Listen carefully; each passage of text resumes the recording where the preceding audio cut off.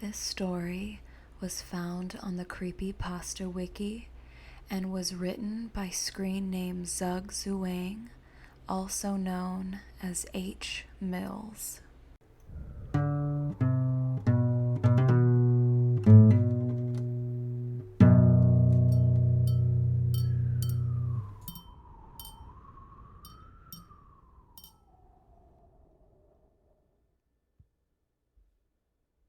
The round red button starts it all.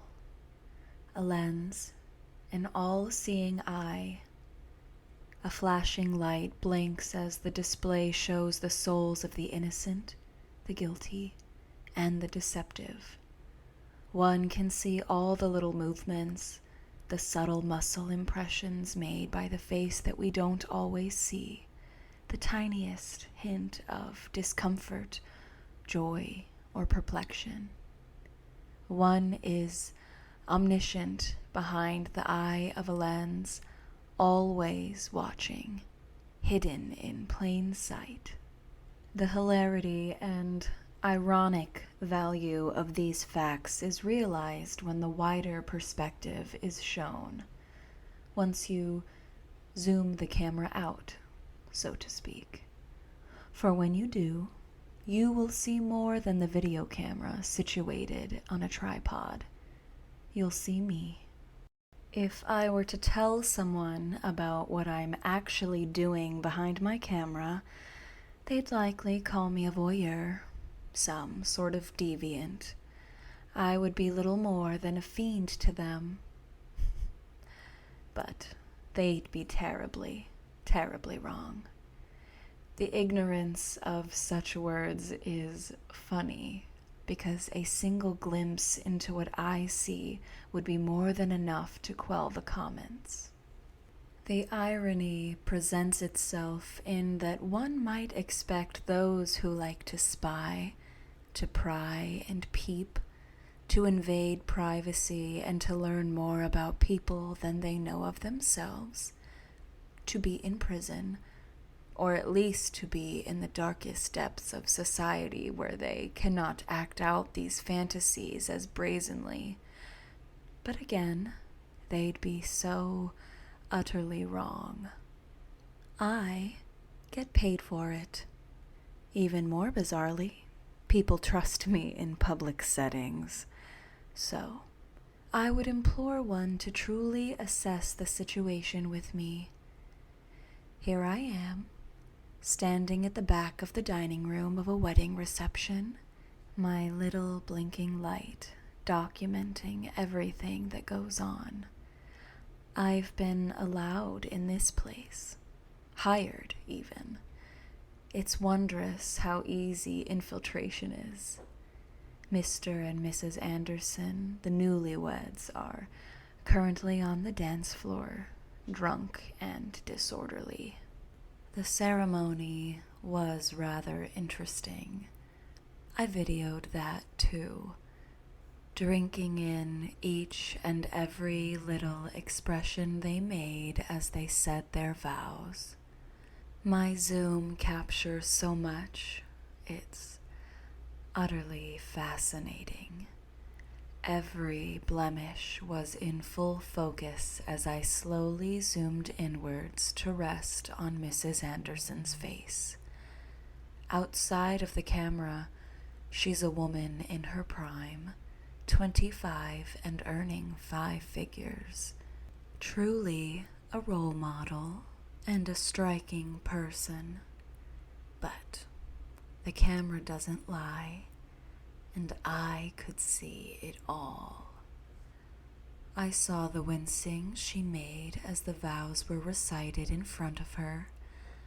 I saw as she slipped the ring on, how her fingers shook. Underneath it all, she's a rusted and worn has-been. The soul of an old maid inhabits her youthful body. And Mr. Anderson, the personal trainer. I saw that twinkling smile as they were pronounced husband and wife, the one he likely wears when he hits her too, I know he's a sadist. It takes one to know one. That chiseled, brown-haired man is a facade, a caricature of masculinity threatening to crumble. They show their true colors to me persistently, and I intend to capture it all. They're doing it now, as they celebrate their marriage to the tune of Losing My Religion on the dance floor. My lens is trained on them, the subtle discomfort when he touches her waist, that desire to peel away. He wishes she was more drunk. Maybe then she'd make him excited. I pan away for a few moments, surveying the guests at their tables, analyzing their movements, their gestures making for interesting pieces of this puzzle. Sarah, the sister, sits to my left, arms expressing a story she's recounting. I can zoom towards her made-up face, watching the intricacies of the laugh lines upon her face move. It's focused with her in frame now, and separate from the other hubbub in the room. I watch her lips, hearing the sounds when I really concentrate on her. She's talking about a childhood story. Her and Mrs. Shirley Anderson had an altercation. Some sort of comedic value involved when the former fell over while arguing as children. The words don't matter, though. Not as much as her face. The twitch as she mentions her sister's name, small, tiny lip movements when accepting compliments about her sister's husband. She knows quite a lot. Next, the blinking recording device shifts to the table to the right, where Mrs. Anderson's close friends are all situated, settling on one in particular. A lean man, mousy-haired, mild-mannered and polite, as he shares a joke with his peers. As I zoom, I notice his eyes flitting to the newlyweds on occasion, struggling to engage with his fellow friends as his focus is drawn elsewhere. Marcus is his name. His words are caught by my ears as I watch his lips with intense interest as he talks once more. Something about the Andersons being drunk, that he'd like to go for another drink soon, that perhaps he might dance soon. It seems the idea of being up on that dance floor makes him happy. His expression seems to soften as he moves his gaze once more aimed at the dance floor, towards the new Mrs. Anderson. And that fleeting hint of apprehension as his eyes move from bride to groom. I know quite a lot now. Of course, they're none the wiser.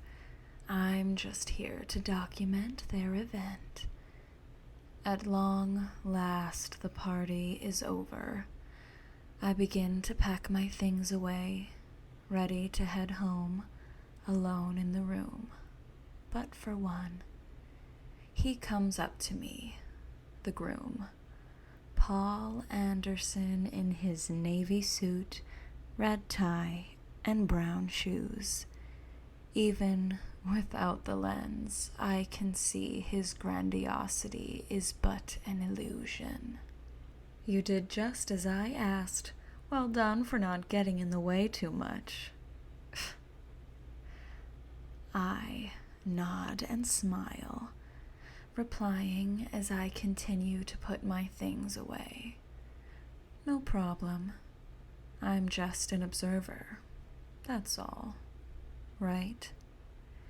The man returns with a jovial smile and heads out of the room, the tapping of his feet audible as he goes.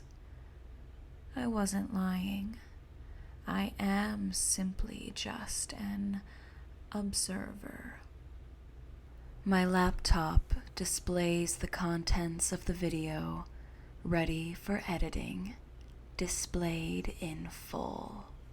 I watch intently at the screen, eyes fixated on each and every change in expression, reveling in the documentation I have of each interaction. I play back the scenes like a movie, stitching together my narrative. I have created a fall from grace. The ceremony with the snapshots of the couple, all smiles and the fragility they both bring. Next, the meal, morsels swallowed down in small mouthfuls. Mrs. Anderson's apprehensiveness to eat in full view, her husband looking a little too intently at her as she swallows, just for a second. And of course, the dance. The dance is the best part yet. The trailing of his hands up her body as they dance to the rhythm, her face full of telltale reluctance and tolerance. That's what she is, really, a woman of tolerance. The music just masks it all in a shroud of celebration, eyes locked as she tries to break away, his arms keeping her firmly in place.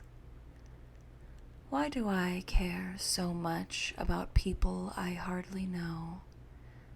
Their plight is the most interesting part. The fascination lies in their unspoken language, the words they share with no sounds. I know so much about them through my third eye, and they hired me, so I must finish their story. The last part has yet to be completed. The fall from serenity to boiling point is there, but their ending has been untold. I don't usually break my own rules, but the Andersons have really enthralled me today. And so, as I switch tabs to my camera feed monitor, a small sigh escapes my lips. They're sleeping so soundly, not a single peep. Naturally, they're not embracing, but it's a serene sleep nonetheless. I switch them off as I leave, my long coat following me as I go. This ending requires more than just watching. A more personal touch is required. Strolling through the darkness is where I enjoy life. The cold air on my face as I trudge along the hard sidewalks of the sleeping city. I cast my mind back to the pre-wedding meeting. Miss Shirley Roberts, as she'd been known before Paul became her husband, sat in front of me in their nice, tidy lounge, discussing the details of their celebration, what I'd need to bring, pricing and such. I'd had the measure of them before they'd even started talking. The touching and locking eyes were too performative, as if both were trying to fool one another. Their story was begging to be told. And here I am, once again, at the abode they'd allowed me into, both knowingly and unknowingly. I creep into the backyard, duplicate house key in my left hand, and the other key in my right. Advancing up the stairs is a slow process. Every sound I make risks waking the two slumbering protagonists in my narrative. I make my way, ascending with careful footing. I hear soft breathing as I near the top, a mumble and a shift in position. Good. They're still asleep. I'm inside the room now, inches away from my muses. My hand is shaking a little as I place the folder in my right hand between the two sleeping subjects. I switch my eyes and ears in their house on before I retire to bed. The anticipation of what's to come making sleep difficult. Whoever wakes first will finish my story. I am not disappointed. Not at all. I'm in utter, unadulterated wonder. The camera feed displays blood-soaked sheets sprawled on the floor, fresh from a morning struggle. Two equally disorganized bodies lie parallel to each other, with a blade by Shirley's hand, cadavers leaking the very same liquid the bed is coated with. And just to their left lies an open folder, a picture of a slight, mousy-haired man, and a note scattered not far from it.